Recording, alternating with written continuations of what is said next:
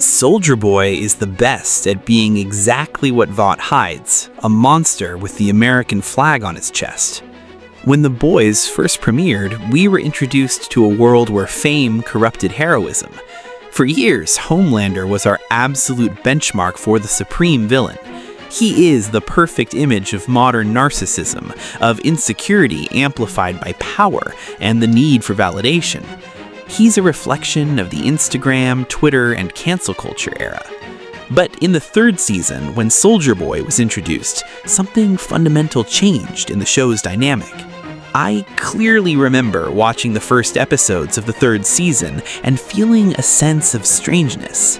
I expected him to be just another idiot soup, perhaps an obvious parody of Captain America. But as time went on, I realized he wasn't just a satire. He was a mirror. While Homelander is the evolution of everything wrong with contemporary celebrity culture, Soldier Boy is the rotten foundation of it all. He is the blueprint. He is the traumatic past that Vought tried to bury under layers of colorful marketing and advertising contracts. I started analyzing every line, every subtle expression from Jensen Ackles, and I understood. While Homelander cries out for love, Soldier Boy forces us to confront history. Today, I'm going to show you why Soldier Boy isn't just the most interesting character in the series, but why he is, essentially, the best thing that happened to the narrative of The Boys. The first great pillar that makes Soldier Boy superior to the others is his brutal honesty. In a world dominated by Vought, where every word is scripted, where every smile is measured by popularity algorithms, and every action is approved by the public relations department, Soldier Boy is a dangerous anachronism. He doesn't know what an Instagram story is, he doesn't know how to manage his image, and honestly, he doesn't give a damn. Many viewers focus only on his physical strength, and yes, he is capable of destroying an entire complex single-handedly, firing radiation like a human nuclear weapon. But the character's true strength is his lack of a filter. Homelander lives in a prison of appearances. He needs to be loved. He needs people to think he is a god. Soldier Boy doesn't need any of that. He is a reflection of the golden age of American militarism, the soldier who does the dirty work, deals with trauma with a bottle of whiskey, and doesn't expect a thank you. This creates a fascinating contrast. When he confronts the modern heroes of the show, he doesn't see gods, he sees products. And by treating these soups as disposable products, he destroys the mystique that Vought has built for decades. He is the best because in the show's narrative, he is the only element of pure chaos. He is the antithesis of marketing. And a man who doesn't fear being hated, a man who doesn't fear his own image, is the most dangerous man in the world. He is authentic, even in his toxicity, which makes him infinitely more human than any other character on screen.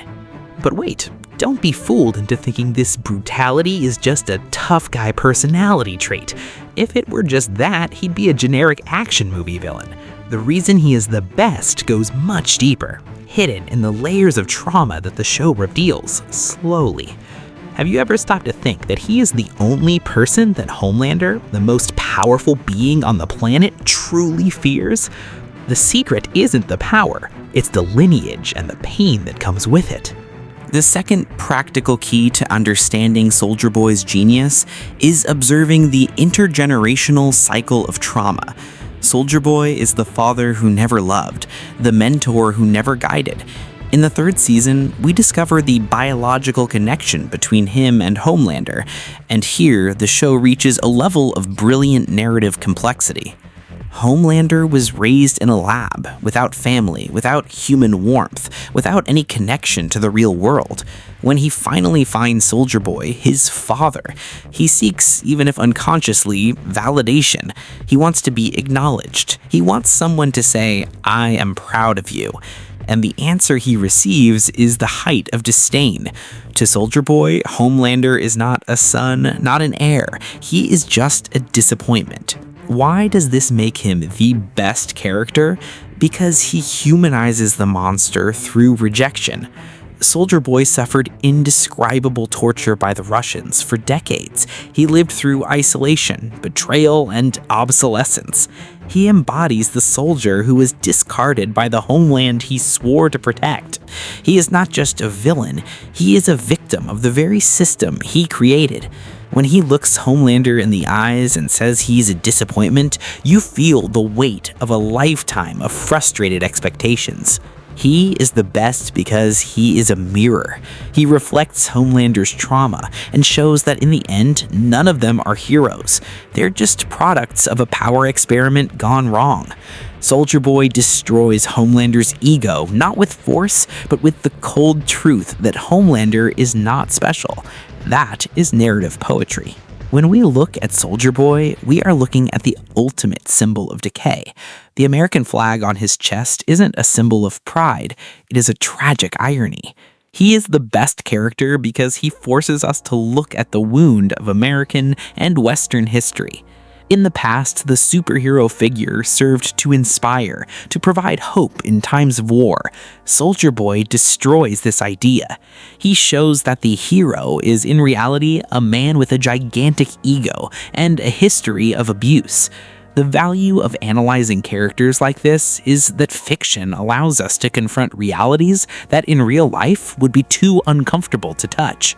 We love to hate Soldier Boy, and we love it even more when he breaks the faces of the characters we swear to hate. He is the force of nature that doesn't care about morality, only about the law of the strongest. And in a world where everything is fake, where everything is edited and filtered, his raw brutality feels, in a way, refreshing. He is the raw, naked truth, and the truth, though painful, is always the most compelling thing in a narrative. He doesn't play Vought's game.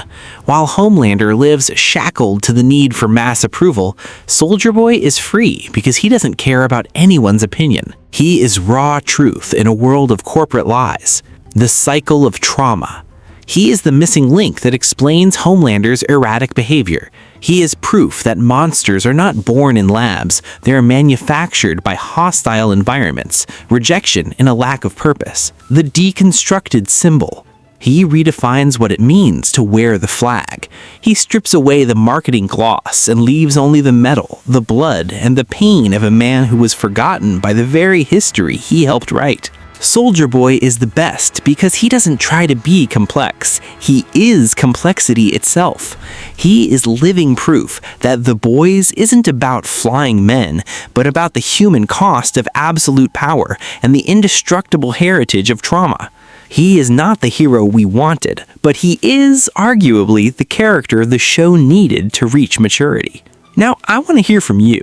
After everything we've analyzed, do you still think Soldier Boy is just a villain of the series, or a necessary anti-hero to move the plot forward with his absolute disdain and brutality? What do you feel when you see him on screen? Do you think he is to blame for his mistakes, or is he a victim of the system? Leave your opinion in the comments below. I read everything you write.